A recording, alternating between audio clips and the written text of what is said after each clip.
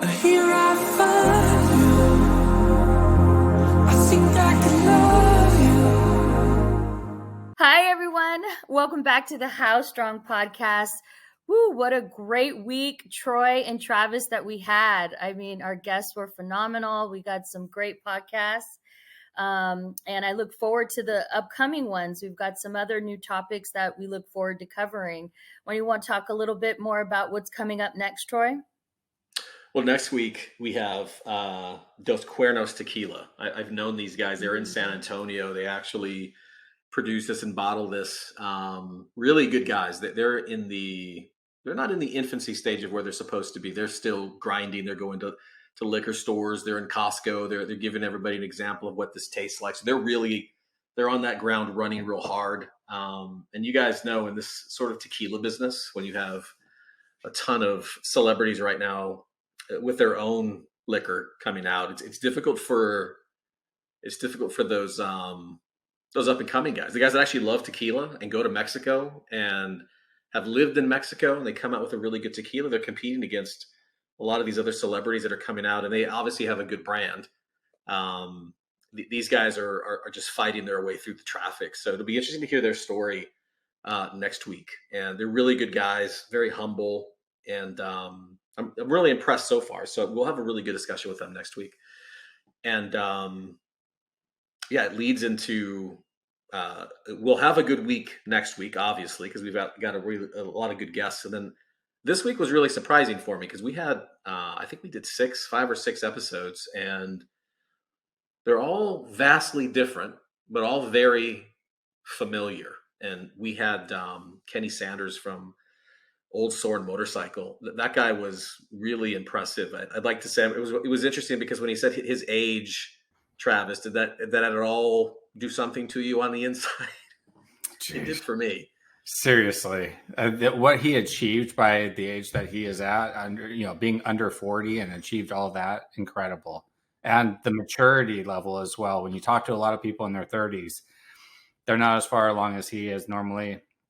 So I was really impressed with his experience and his learning from his experience. Yeah, he dropped his age. He's like, I've done all this, and I'm already 37. I'm like, dude, already 37? You gotta almost stop the conversation. He's done more than I've done.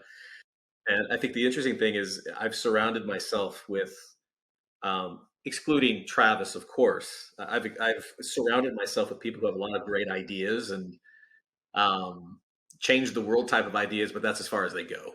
There's a lot of work involved in trying to do those things. Kenny, everything he's done, he's accomplished and started it, finished it, and was successful. And he was a pro BMX biker, which is amazing. And a lot of the feedback we've gotten on that episode, again, was that chromoly comment, because it was the first piece of marketing I got when I was little. And I didn't know what chromoly was, but I knew that the bike I had to have it, or I was a poser. And then we got to talking. It was actually off the podcast, and I was remembering that when I was little, my mom bought me a Huffy, and back then Huffy was like that's garbage. You needed, and it was a Redline bike, or it was I forgot the other one. But Redline was definitely the bike. I was on the poor end, so we didn't actually have Redline, but we definitely had Huffy. Oh, we usually bought them at like Toys R Us, right? Yeah. They were already stacked up, ready to go. There was no calibration. There was just you can write it outside the door, and you'd be fine. And they were built up by the guy who just started a week ago. He barely knows how to turn a wrench, and he's the one who put them all together. Yeah, and it already came with the Nerf, like the bar in the front, and so you didn't hit your nuts on the bottom. And it was really interesting about that, because today, I remember when I was little, we would set up ramps and we would try to jump over things. And there's no warning on bikes that say, don't pedal above your grade. If you think you're going to get a piece of cardboard and jump somebody else, it's not going to happen. I remember doing that and jumping some guy who was laying down, and I landed on my chin on the handlebars and chipped my tooth. But that was just growing up back then. It didn't really matter. My mom today, they'd probably sue you because you said you didn't put a warning label that you shouldn't jump stuff. But Kenny was an interesting guy. The thing I really liked about him is his awareness of wealth and awareness of understanding when enough is enough. Like he achieved a certain amount of wealth and then prioritized his life over what that other life could be. And when you listen to him, he had every opportunity, right, Travis, to kind of go one direction very fast in a different kind of crowd, and he chose not to. And I thought that was interesting, to turn away from money for peace. Yeah, it showed a level of maturity, and the fact that he was making those decisions we're talking millions of dollars. It wasn't even a decision for like a few $1,000s. We were talking in the millions. Yeah. And so to make that kind of decision with that amount of money on the line, that shows a lot about his character. Yeah, and he mentioned it over and over again, the idea of marriage and family, and he would rather, he had celebrity friends. He could easily have gone to these celebrity parties. He chose to be with his wife. He's like, I'd rather be with my wife and spend the night with her and watch TV like he's done every other night leading up to that night. So it was never a chore for him. He knew what that other side looked like, and he'd prefer to go home, be with his wife, and he needed that stability and that foundation. But I think we asked him, is that something you learn? I mean, unfortunately, I think you get to that point when you're older. I go, is there an opportunity for younger people to understand the meaning of wealth and to understand when enough is enough? And I think with the way social media is today, and we had a podcast on that, Lisa, influencers in that whole area, it almost propels someone's desire to continue to go after wealth, go after fame, go after everything you may not be on the inside. And I think that was the interesting thing. But so the social media one was interesting too. I thought Stephanie had some really good insight on social media.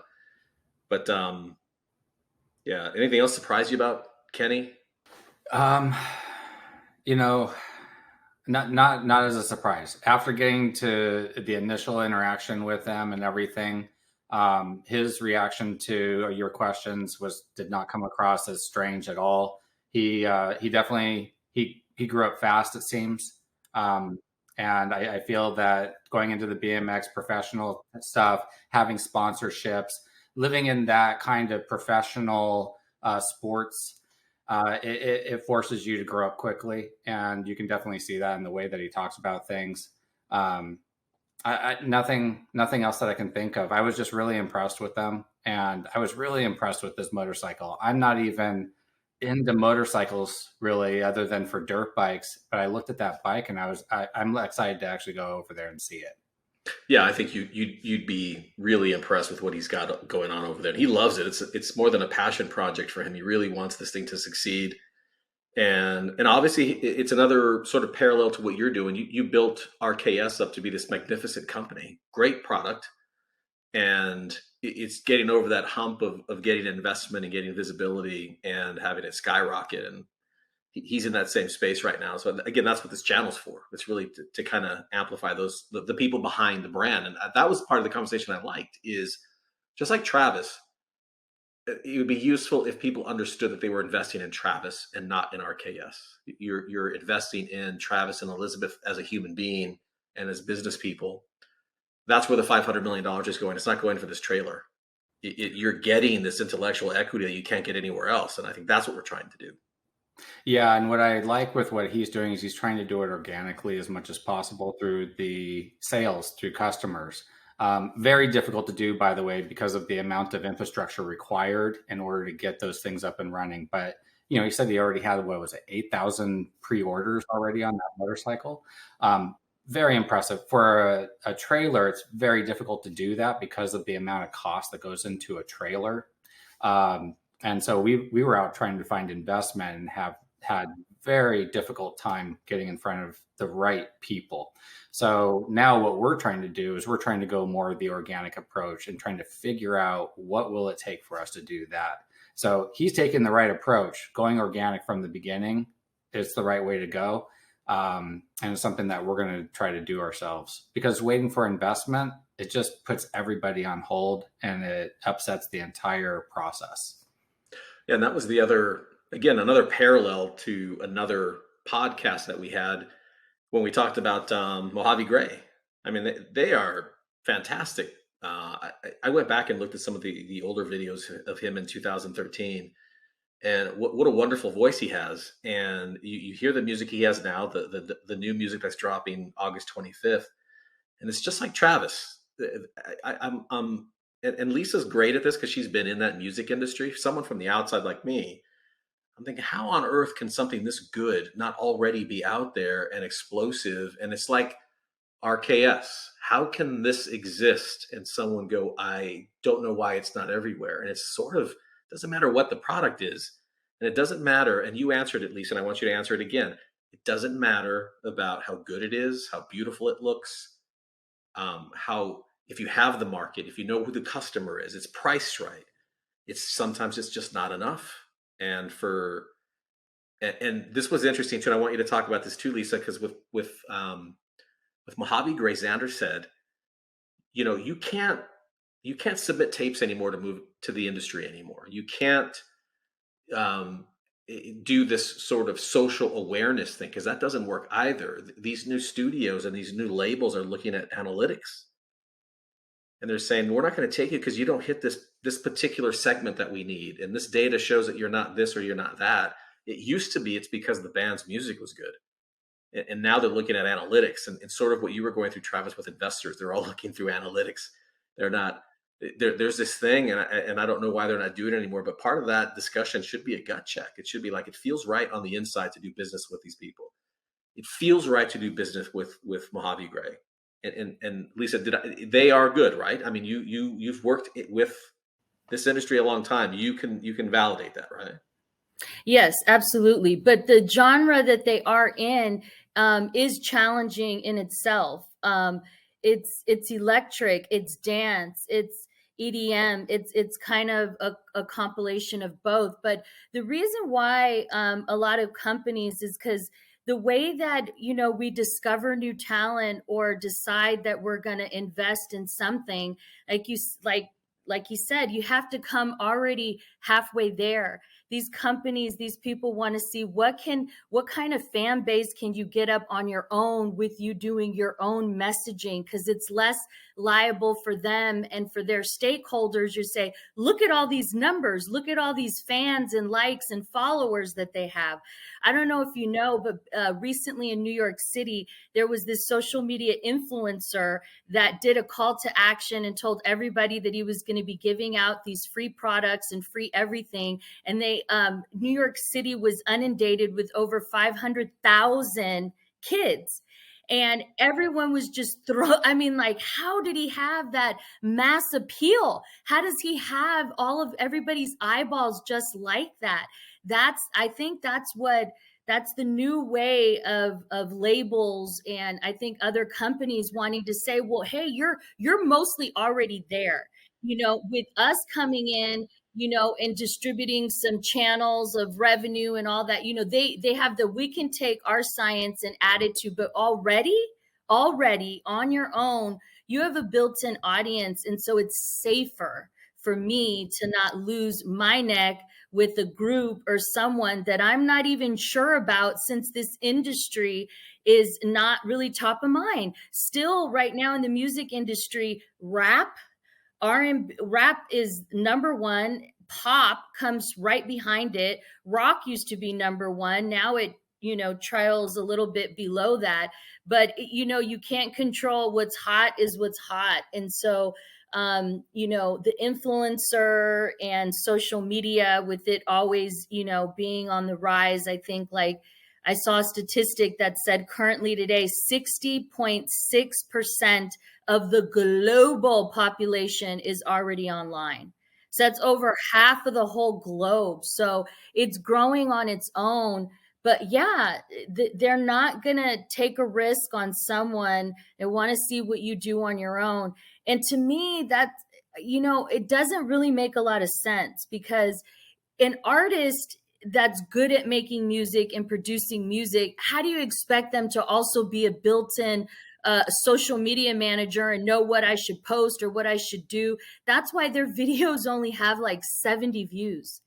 The 212 I thought I saw was the most, and you're like, oh my God, what is it? And I think for me, as a music lover or whatnot, they seem like they're already part of a movement of some sort. I just don't know what it is yet. But what's happening is that listeners, people, consumers, we're inundated with too many messages. And if I don't know what it is that I'm digesting or whatever, there's way too much other content or things that require my attention. So I'm just going to move on. So going back to the original thing, that now what's happening is that you have to make it on your own. And what's great for artists, and so that's why I think Mojave Gray is going to be in a good shape, because they've done all of this on their own with such not like a smaller budget, because obviously they have funding, but on their own, even without their management, to have gotten this far. They're just missing that one element. And I think that slowly but surely you are going to start to see things like that, because word of mouth marketing is how people find out about music and streaming. But where's the risk though? Like, you work for Puff Daddy, you call him Puff. You were at Bad Boy Entertainment. What Yes. exactly is Puff investing in? So how is he looking? Let's say he was looking at Mojave Gray. What risk is there for him? Like, there's Well, studio time, obviously. There's some things that he's going to be paying for up front, right? yes, absolutely. Really, it's just the affiliation. As a music person, you want to be a trendsetter and someone that's known to introducing good music. So if you introduce some bad shit that nobody understands or can't like, then it's not doesn't make any sense for them. The risk involved is that also, by partnering with them, then you have to commit to something for at least 2 to 3 years. So then all of their partnerships that he has, like with Ciroc, would mean like they've got to do commercials around the band and certain things. And so it's really important that they are aligned with whatever, movement they're trying to promote.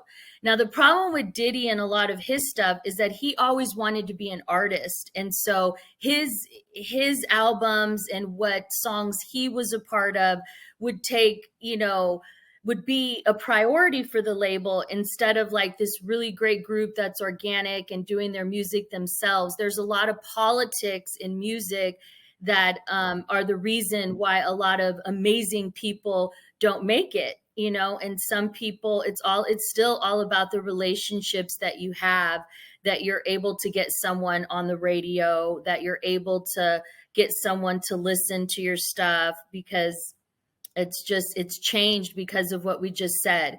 You're running against someone like Chance the Rapper, who is an organic kid all on his own, decided to make his own music, make his own raps. He was his own artist, his own self. So he was 100% independent, and he went out there. And so then he got an enormous deal with a major label. And so that was easy to amplify him, because he already had that built-in audience. And so that's why he's on The Voice now, because, he had already done the work on his own and established himself on his own.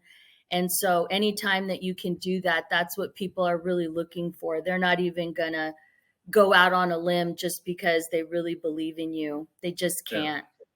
Yeah. The other similarity that we see is Xander actually opened for Lady Gaga way back then, and he saw that scene, and he saw where he potentially could go, and I think he didn't see him having the maturity to handle what was going to happen had he gone down that path, and he chose not to go down that path, and he chose to say, I love this. I don't know that I'm ready to handle what this is going to do to me. So he decided not to do it and do his own projects and kind of get good at it. And the other, we've done this with Mojave Gray, and we did it with Kenny, and we did it with Travis. I was talking to an attorney yesterday, and he's going to be on the podcast. He's going to talk a lot about what how people get in trouble when they start up companies initially. And there's two things that I've learned so far after talking with Travis and talking with everybody else. There's two things no one's really prepared to do when they're starting up a company. And that is planning to fail And he said the number one thing, and he does a ton of corporate structures. He was basically saying no one wants to talk about failure. They want to talk about how to set up this company for success. And he goes, the first thing you should be doing is planning for failure. What is going to happen? How are you structuring decisions? Are you working with friends? What's the expectation of everybody in this room about where this company is going? And Travis and I have talked about this a lot too. You really have to understand people's motivation when you're starting companies with friends. And he said, you need to fix that real quick, and you need to figure out how is this all going to work if you fail. We'll talk about success, but also failure. And then the hidden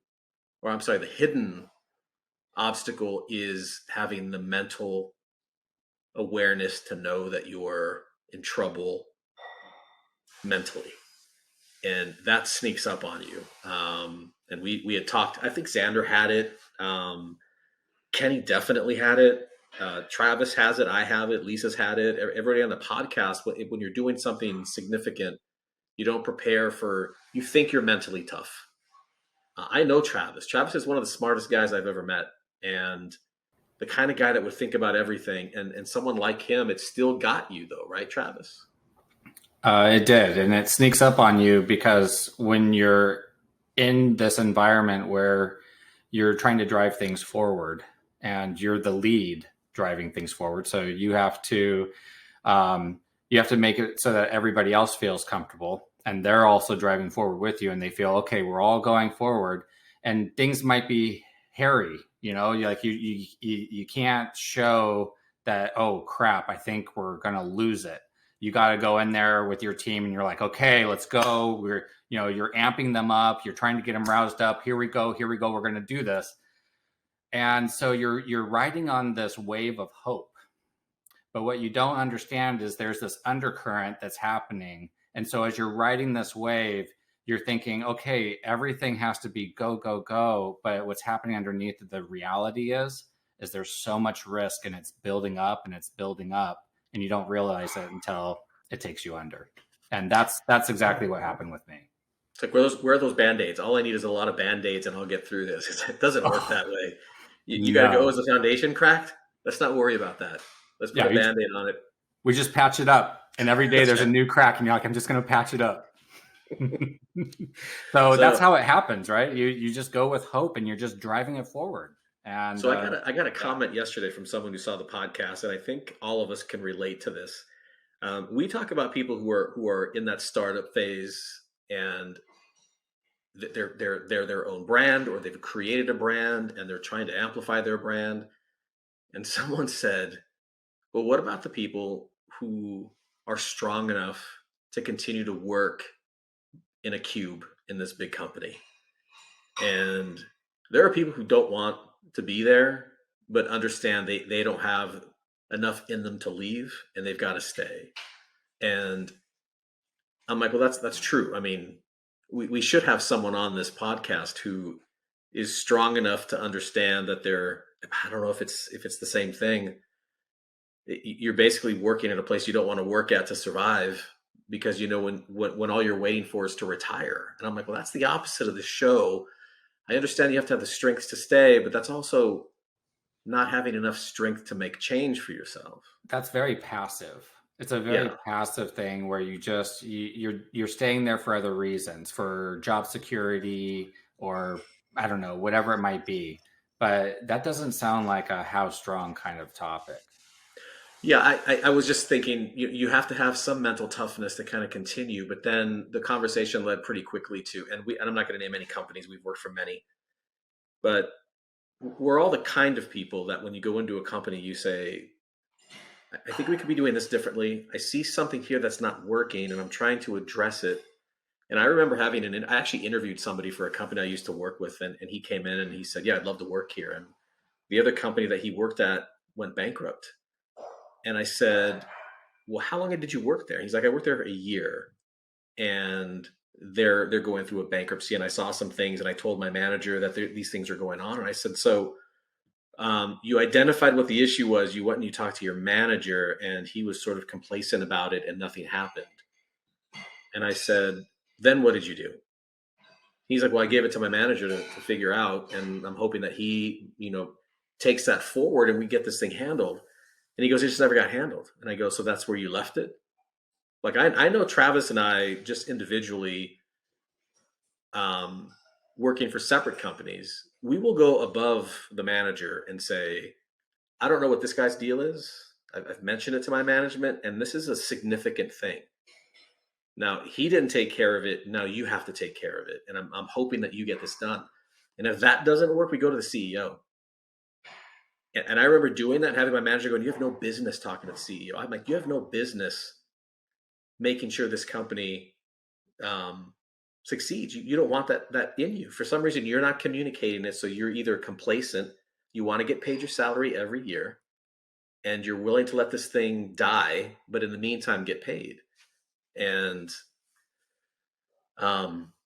so the question was, a lot of people that we worked with, and this guy particularly who saw the podcast says, you know what? I envy the people that just go to work 9 to 5, get paid, let other people manage those problems. And that's not a decision I can make anymore. So I'm just going to sit here and wait for it to fail. But I'm going to keep getting paid, let it happen. Someone up there is going to fix it. And that's what they do. But in some cultures, that's sort of the expectation too. So in the US, I would say there are times when people can climb that ladder through that or skip over their immediate supervisor. But if you're like in Japan, you do that, it could be an absolute career killer. You better hope that whatever idea you have is right, because they will take you down. So it just depends on which culture you're also in. But here, you're absolutely right. I mean, Troy, you and I both, in places that we've worked for, if things aren't moving and you feel like there really needs to be a change, yes, we start planting seeds in different areas and try to see what's going to happen. So we're always following up.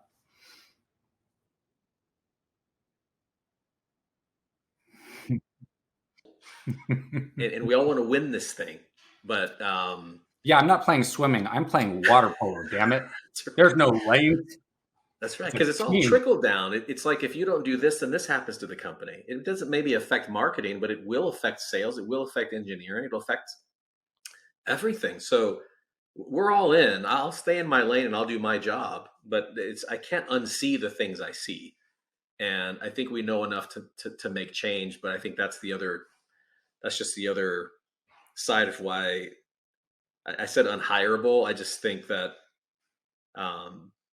I worked for a startup a long time ago, and they were adamant about not hiring anybody from the big three. We don't want any big three in here. They're old sort of ideologies, and they're not in that startup culture where things move fast. And in about 6 months, they were already naturally starting to do what sort of the old three used to do in the 1980s. I'm like, how's this possible? That they just fell into the same type of behavior. By excluding the behavior, they naturally went to that behavior. And I was like, this is crazy. This can't keep happening. But you see it happening all the time. So that's why this podcast is really important, because we talk with these startups very early, and we're trying to help them along and kind of avoid those paths we've seen. And the reason I wanted Travis on is because Travis has seen sort of what it is to start from the very beginning. We talked about you building that purpose trailer in your warehouse, and it was just a buck. It was just a box made out of wood to kind of show volume, and that's what you naturally do. I mean, that's what you do in the automotive industry. And Travis was building this thing that I said, I disagree a little bit. I've done product planning. I think he did do a different segment. He's saying there's a lot of people in that segment. I still say what you've done has never been done before. I think you have now created something that other people would say, we need to create something like that, but it's going to be cheaper, maybe not the same type of material. But I think you created something very unique. And I think that you did create a new segment. And I know there's probably competitors, but I don't see you having a competitor. I really don't. It was very different because it married the small Outback type of trailer to what a larger trailer would have. So in essence, you're probably right, Troy. I've always compared us to the smaller trailers and basically said, hey, but we also have this, this, and this, where they didn't have those things because those were features of a larger trailer, but we still packaged it into something smaller. So yeah, I mean, taking that automotive approach was the right approach for us, and building out the mule was critical part of it as well. And then taking an automotive design process as opposed to going with the typical trailer build architecture. So yeah, you're right. We did introduce a very different structure. We introduced a different features. We introduced a different packaging. So And it was coach built. I mean, you couldn't get something like that anywhere else in the world, knowing that a human has touched every piece of that. And it's one of those things that upsets me again, just like Xander and just like Kenny and everybody else we talk to.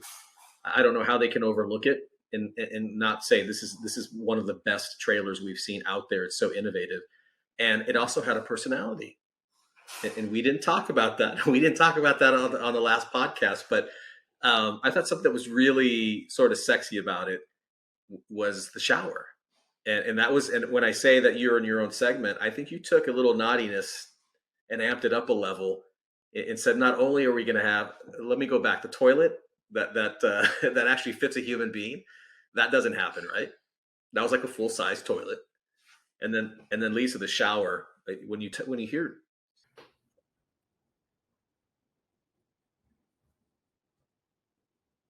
yeah, so the shower was actually whenever you do design, you want to put in what are the attributes, what does it need to be able to withstand from like a pressure perspective, puncture, things like that. So for the shower, actually it was Elizabeth, my wife, who came up with the requirement. And what it was is she wanted to be able to have two women in stilettos in that shower and not break the shower. So it had to have enough room for two women. It had to have enough puncture resistant for stilettos, and it needed to be comfortable for both. And so when you documented that, that was part of our engineering document. And you get that in front of the engineers, it was really easy for them to understand what this needed to be able to do just from the stilettos. And it also, of course, they're really happy to start designing it to that specification. So that's where the specification came from for our shower. And some of the imagery that I saw early on actually demonstrates sort of through a silhouette of those two women inside the shower, making sure that there's two people can actually fit inside there. Yeah. But and it then, was, go ahead. Oh, I was going to tell you, the other thing too is that because we have a pop-up where the shower is, a guy could actually take a shower in there and have the top portion open, and you can be looking out at nature while you're taking a shower completely naked, but the only thing that people can see is from the chest up. So it actually allows you to be a little bit more in nature without showing everything. That was the other. And then the kitchen, Lisa, like you would have had a field day with this gourmet kitchen that was on the back of this trailer. It was, I still haven't seen anything like it. Travis spent a lot of time. You guys spent a lot of time creating this kitchen, this outdoor kitchen. We're going to have pictures popping up throughout this podcast to kind of show you what Travis and Elizabeth had built. But again, it's part of why the podcast exists, is because we need to get, I really feel like we need to get people to understand who Travis is as a person, and he'll do that on his own podcast, which will be coming out pretty soon. But I really feel like when we talked with Kenny, it made sense that the idea is we're really trying to sell the person and not the product. And so what you're saying is that now they know that I'm kinky. Is that what you're trying to say? I think that you're going to draw certain attention to yourself, like the boring, Right. the boring sort of cabins where you go in and sleep and serve breakfast. I think it's just a different type of people will look at it differently, I think. And I think it's going to be interesting to see how this.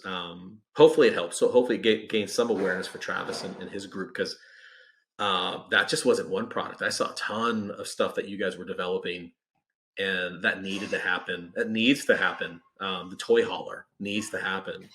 Yes. And and the sewage processing as well, Yeah. going into future developments. Unfortunately, RKS hasn't gotten the funding for some time, and I don't know if it's going to survive much longer. But the ideology behind it and what we've learned is going to continue, and we have some plans for that in the future.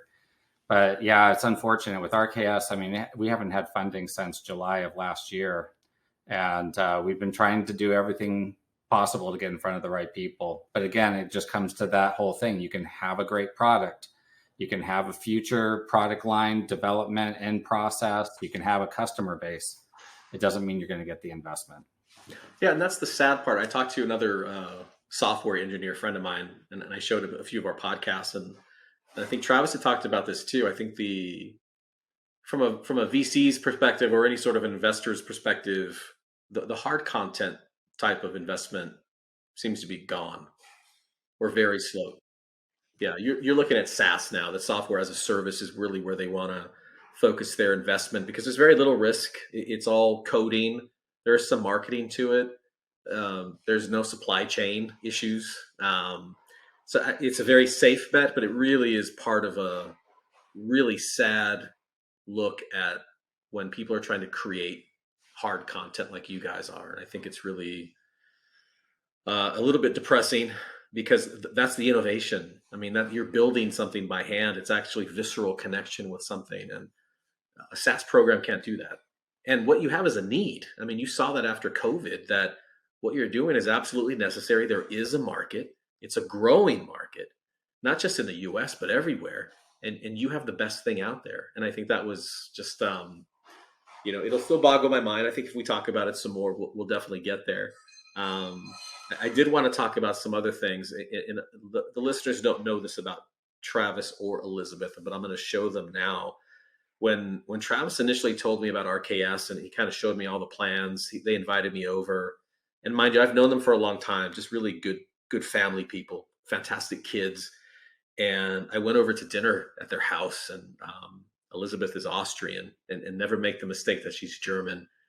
Like I may have made a mistake at one point saying that she was, and I was schooled very quickly after I said that. That's absolutely not the case. But she brought me over all of these schnapps, and it was an experience. Like we need to have her do a podcast and kind of show this schnapps and how it's actually done. Because coming from here, when you're in college, you have schnapps. You have like apple cider schnapps, and you drink it, and that's about it. There's this whole other world of schnapps that I was not aware of, and I had these fantastic bottles in front of me. This was one of them that I was very lucky enough to get. In a medicine bottle. In a medicine bottle. And honestly, it's just got a signature on it, and I could not. So my rule is that if somebody gives this to me, I don't open it until I'm with them again. And then I mark on it and say, this is when we met and this is when we drank it. And what an education. And so there is some exciting news, right? We can say that there's an update to this particular idea, right? And let me go back. I said, listen, I love the RKS thing. You guys got to do this. I don't know why you're not doing this. You guys should be selling this all day long. We should be, because as you are well aware, in the US, it's a different kind of, it's a different understanding as to what schnapps is in the US. You think of peppermint schnapps, which is something my dad used to drink when we were going skiing to warm the tummy. But this is different. This is, it's more like a vodka style, right? It's very smooth, but it's from the fruit instead. And what you have is actually from her family. Her family actually makes the schnapps. So this is family made. And when you go into her small town of like 2,000 people at the base of the Alps, in this small town called Bad Gams, and you go into the basement and you see these people just hanging out and just making some of this schnapps, tasting it directly from the tap.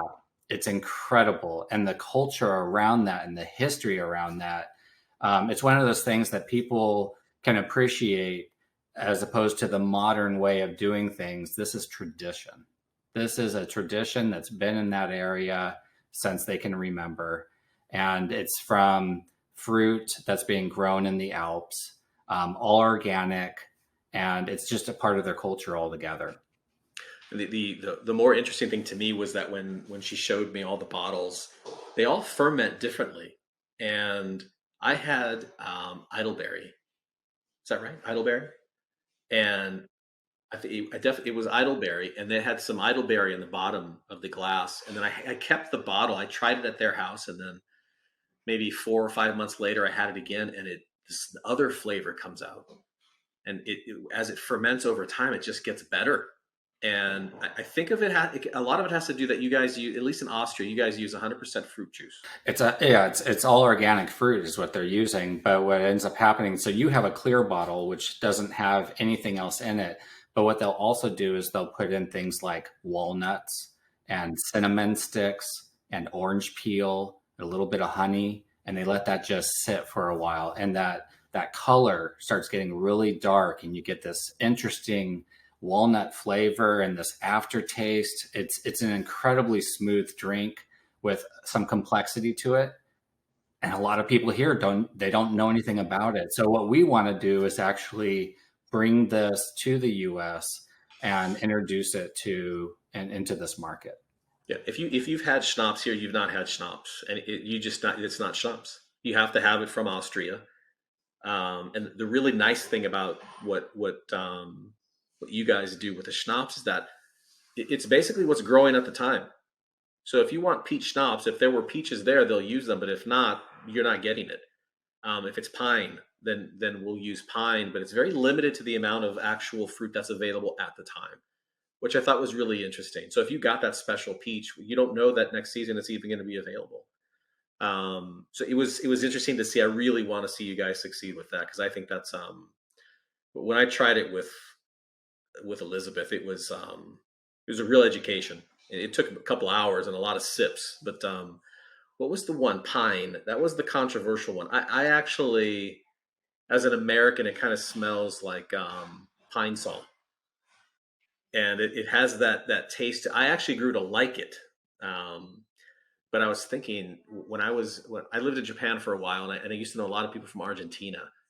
I'm wondering if schnapps, just like in Argentina, where they would put in, they would have vanilla ice cream, and they would pour alcohol on top of the vanilla ice cream. I'm wondering if schnapps and ice cream go together.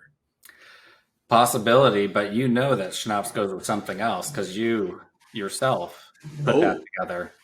Yeah, it's we're gonna have him on, Chef Jeffrey.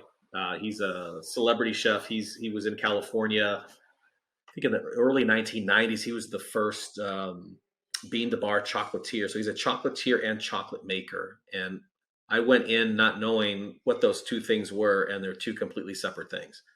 The chocolatier is the guy that designs things with chocolate, and he doesn't necessarily make his own, but he's an artisan with chocolate.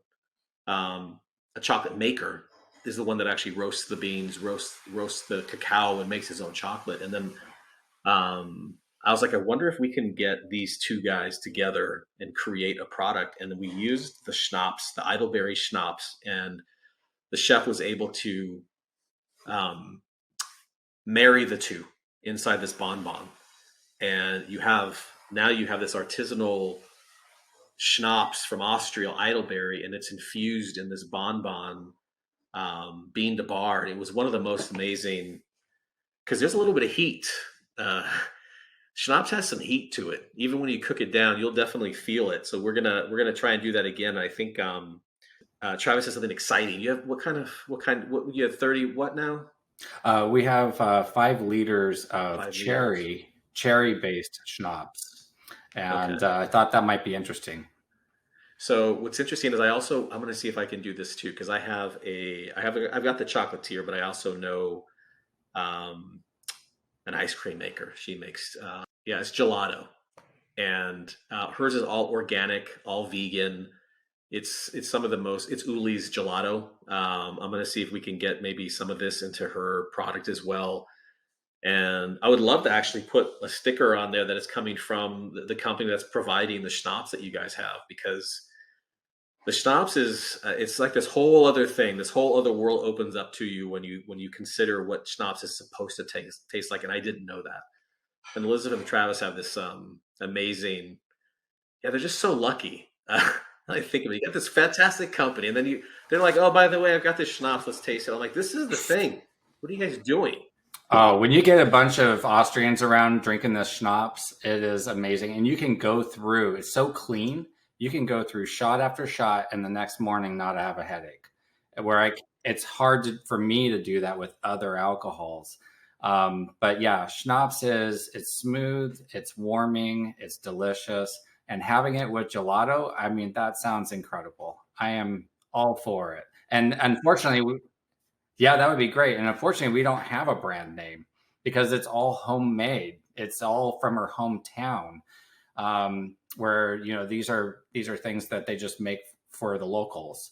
So we'll have to see how we get it out. In Austria, where it's local, do they have like a tourist type of how you make it and stuff? So this sounds like in Grenoble they have chartreuse, and chartreuse is kind of similar. Where in France, at the base of the Alps, is the monks that made chartreuse, and in France they put a little chartreuse over vanilla ice cream, and it's insane. It's delicious. That's my after dinner drink, and I absolutely love it. Do you guys like chartreuse? Are you familiar with that? No, I'm not, but it sounds good. I would love that. It's green. All right, just Um, sorry about that. yeah, there's companies around there that also they're branded and everything, and they're very very good as well. The one that Troy has is homemade, so it's from the hometown and not from a production place. So it's all handmade. Yeah, Yeah, this is insane, awesome. insanely good, and we'll get you guys on to talk about the schnapps all day long. And I think we really should, Travis, get Elizabeth on to kind of do a tutorial, just an early one to kind of show. I would love for the world to know how to drink schnapps, and what schnapps is, because she's and hopefully she'll bake bread, like she did the last time. But this meat tray that she does, Lisa, if I go over their house, I always say, this, what is it? I mean, it's amazing because she does the pumpkin seed, and there's this pumpkin seed oil, tomato. I don't know how she does this, but it's pumpkin seed oil over tomato, and she's got this all these meat. It's a meat tray. It's absolutely fantastic. And I actually don't even like Travis. I think I like Elizabeth, and I think I like the meat tray. They're both So nicer to me. you're just They're both using nicer me to to get to her. Is that what you're I saying? am. I think I am. Fucker. It's fair because I knew her first, though. I knew her before I knew you. Oh, you're right. Hard to argue that one. It is. All right. The other thing I want to do is we also had product placement this week. I want to make sure that we touch on that too, because Hal Berg, he owns Brandview. He's the CEO of Brandview, and we were talking about product placement. And I'm thinking we should get this on product placement. We should get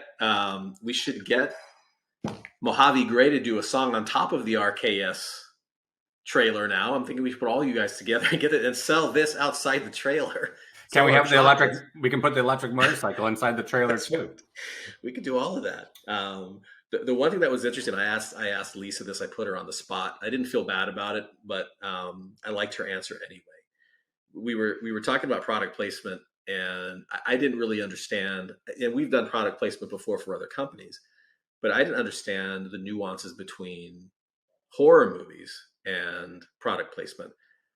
So you don't see a lot of horror movies or a lot of R-rated or NC-17 movies or non-rated movies with a lot of product placement, because most brands want to stay away from the content.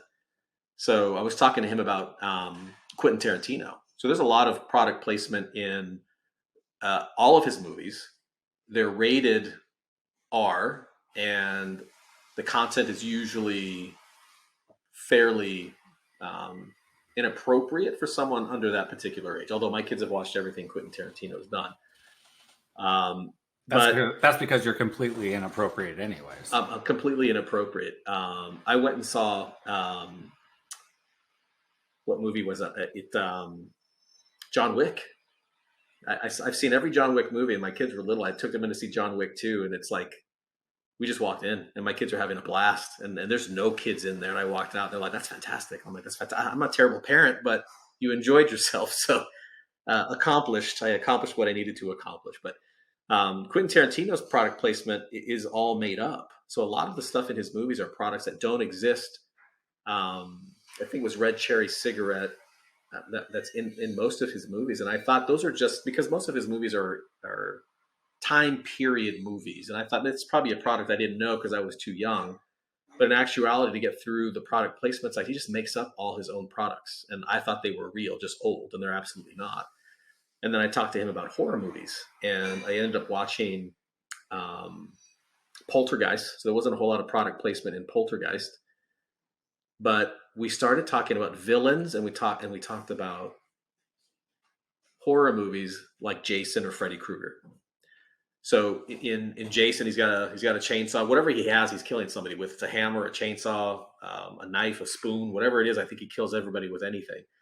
But he uses a still chainsaw. That's a fairly popular brand, but that's not product placement. It's not like this is the chainsaw you use when you want to cut somebody in half. It's, you're not talking about that. You're talking about a tree. But if you watch a Bond film, the villain, very, very well dressed, very educated, probably smells really good.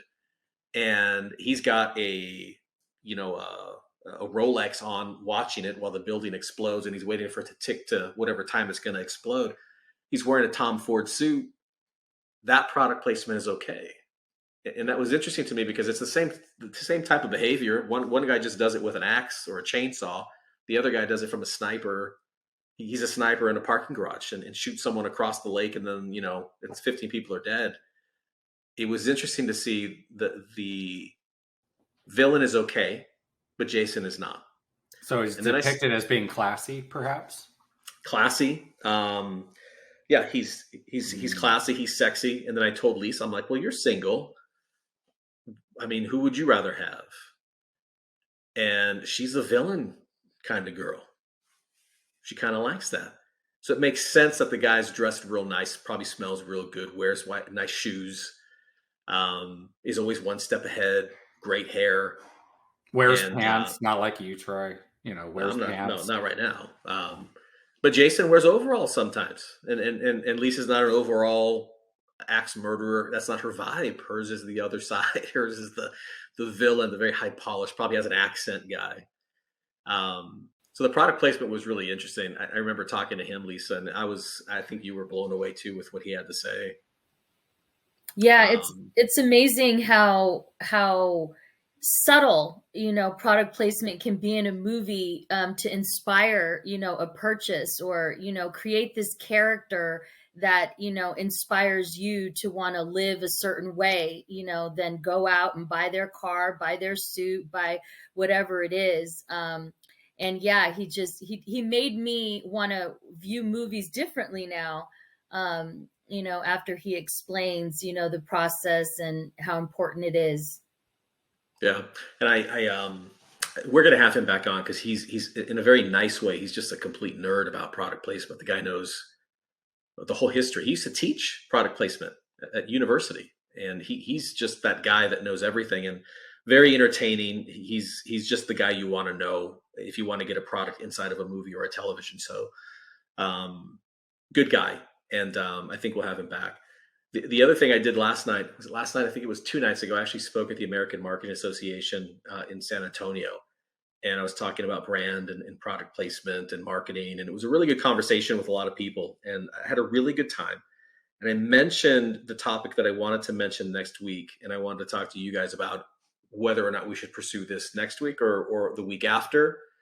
But it was interesting because when I talked to you guys initially about the sexual violence against women and children, that's a huge thing for me. I mean, that's my thing. A lot of people have other different types of initiatives they like to pursue. And I told you guys that I spoke to an agency friend of mine, many of them that own their own agencies. And I said, listen, if the state of California comes to me and says, hey, and I'm an agency, let's say we're all agency people here, and we all absolutely have the background to do it. And they said, hey, we'd like you to create a narrative for us in a marketing plan, and we're going to put this out all over the city of LA and talk about sexual violence against women and children, and how should we go about doing this, and what's the end goal for us? What should it be? If I were the city of LA, and obviously we want to raise awareness, but we also want to create a solution.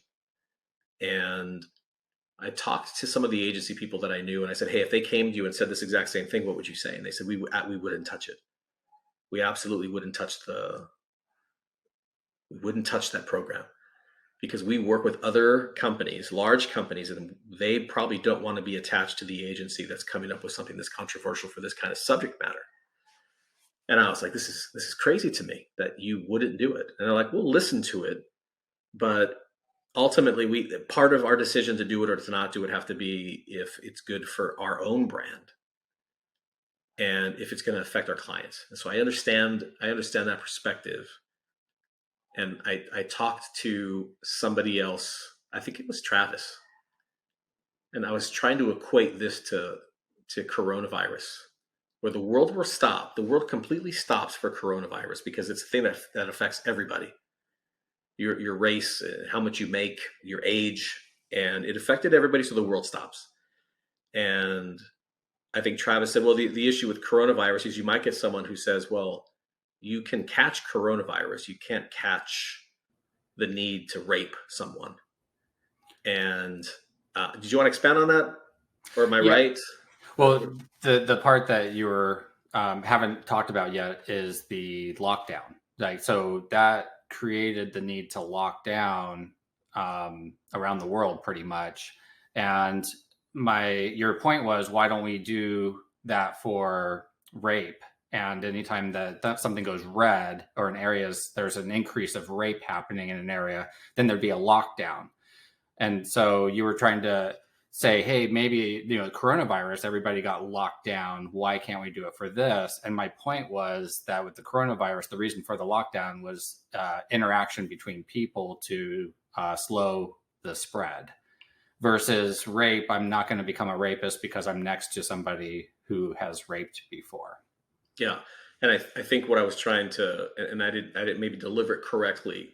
I think the correlation I was trying to make was that you can't catch COVID, but you can be complacent. And complacency is just as contagious as doing nothing. You mean you can't catch rape? You can't catch rape. Right. You said you can't catch COVID.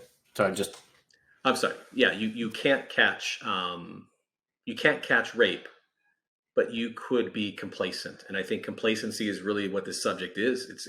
It doesn't affect everybody. But it does affect over 400,000 women and children a year.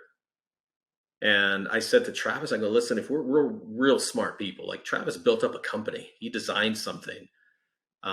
Lisa's a fantastic research marketer, and she's got a ton of intellectual equity on a lot of different matters on marketing. What if we created a marketing plan of marketers and said, we're going to attack this the same way we would attack a product? And we need to raise awareness, and we want to have a resolution to this. And part of that resolution was, what does it take? What type of media will it take for us to raise enough awareness that this is top of mind and there needs to be a solution? Because part of what Travis said was right. When I said, I'd like to put a billboard up and on the news channel and say, hey, it's orange for the city of LA. We've had, 30 rapes yesterday, and it seems like it's ticking up. Women should probably not be out. Women or children, you need to stay at home. You can't go to work. And when we're in orange, every police officer goes to everyone who's registered as a sex offender. We knock on their door. That's just what happens every time it turns orange. And then the subject is, well, how do we decide what color scheme? Is 10 enough? Do we say 20? What's acceptable? And the answer is none. The answer is 1, but that's just not realistic. So I would love to have that conversation next week. I know it is part of the How Strong, because I think for us, it's how strong do you think we need to be to put aside what it's going to do to our business if it's the right thing to do. And I've already been pretty upset with the fact that I've called a couple of people that should be able to help at least entertain the idea. And they're like, no. So we're going to do it. We're going to put the brief together, and we're going to say, as marketers, here's what we would do to attack this problem. I love that idea. And I think it's going to be interesting because one of the things with news, like especially when it comes from my phone, is that a lot of times I don't see these. I see this news coming up on my phone that's for topics that aren't really that important as a society. And so what I would love to know is, how do I get that in front of me so I do see the critical things like rape and other things? There's obviously many other things that affect us negatively as a society. I would love to have that in front of me. So how do we do that? Yeah, and I think we'll talk about those things. And I think you said something really smart. And I just did this today. We'll get Stephanie on because I forgot to ask her this question. I was on Instagram and I looked at chocolate. It was some feed that came through. It was an interesting commercial on. It was just an ad on Instagram, and it was chocolate. And I looked at it, and then everything I swipe is chocolate, some sort of food related chocolate. And now it's in my feed. I'm like, can I reset everything so that everything I stop to look at for just 2 seconds isn't part of what I want to see for the rest of my life? Well, I'm sure your wife probably got the same feed, and probably your kids as well. Yeah, it's so bizarre. There's a TV show I'll mention. They don't sponsor us, but that's okay. American Gods is a fantastic show on Amazon Prime. It has everything to do with how social media is creeping into morality and religion. And it's basically, you don't have to be religious, but it's basically morality fighting social media as characters. And it's really an interesting show. I would absolutely watch it. I would say that we're also sponsored by Reese's Pieces and Rolex. We're not, but I'd like to be. So if Reese's Pieces or Rolex would like to contact us, well, absolutely. Do you think we can do that, Travis? Would you be okay with that? I would be okay with that. Okay. They're good. It's a stretch on the Reese's Pieces. I just like Reese's Pieces. I got to put it out there, right? You got to put it out there. Reese's Set the Pieces. wheels in motion. Yeah. The other subject matter, and I talked with Lisa about this too. So it's sort of unfair now to say, should we talk about building up a marketing plan to get rid of sexual violence against women and children? Men, of course, they're a small percentage, but it's different. It's definitely men. They're a small percentage, but a majority of girls 12 and older, which is where the survey comes in. So when you say, well, how many women are being raped and when are they being raped? The survey actually starts at 12 years old. It's not 18. And a disproportionate amount of, and that's even worse to say because that means there should be more boys. There's a lot of girls between 12 and 18 that are raped versus 18 to 24. And it's disgusting. So then it would be, or we create a marketing plan around tuna, which we have talked about, which is this plant-based tuna. So I think we'll save this one for later. I do want to talk about this one at some point because Lisa is basically a chef and she does research, food research marketing, and she would be fantastic on this. This particular subject isn't as offensive, but it is if you're anti-plant-based foods. And I thought tuna was the safe space because it has omega-3s and it's good for you. A lot of our weightlifter friends eat tuna. They don't eat plant-based tuna. And I'm like, is this really what it's come to? I've now have to change everything. And it's sort of analogous to, I went to my doctor and got a physical. And he said, what do you have for breakfast? And I said, I have toast.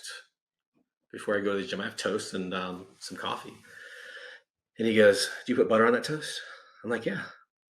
He goes, you put jelly? I'm like, yeah, I put jelly on the toast. He's like, why don't you try not putting jelly or butter on your toast? And I'm like, are you serious? This is where we're at now? Like, right, of everything that's wrong, it's the toast thing now. Like, I got to not put butter. I'm like, dude, what does that save me? Is that a day?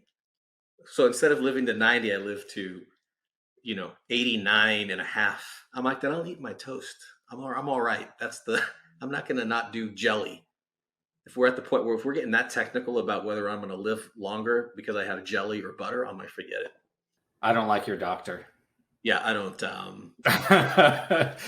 I mean, as far as doctors go, I mean, I really like the ones that are about balance. And honestly, giving a hard time about butter on your toast or jelly. I mean, go out for an extra block of a walk or something and work it off. Jeez. Yeah, and I'm like, wow, that's where we are now. Let's try and get you as far as we possibly can. And I remember going in there one time. I think my wife was with me, and they're like, we just want to make him comfortable. I'm like, I'm not 85 years old. What do you mean make me comfortable? I'm okay. What does that mean, make me comfortable? I went in there because my knee hurt. And they're looking at me like, ooh, how old are you? I'm like, well, I'm not 80. She's like, well, we just want to make him comfortable from now on. There isn't anything that we can do for him. Just make him more comfortable with it. I'm sure that toast has everything to do with that knee. We all stay, and that's going to do it for How Strong Podcast. Look forward to seeing you guys on the next episode. Here I find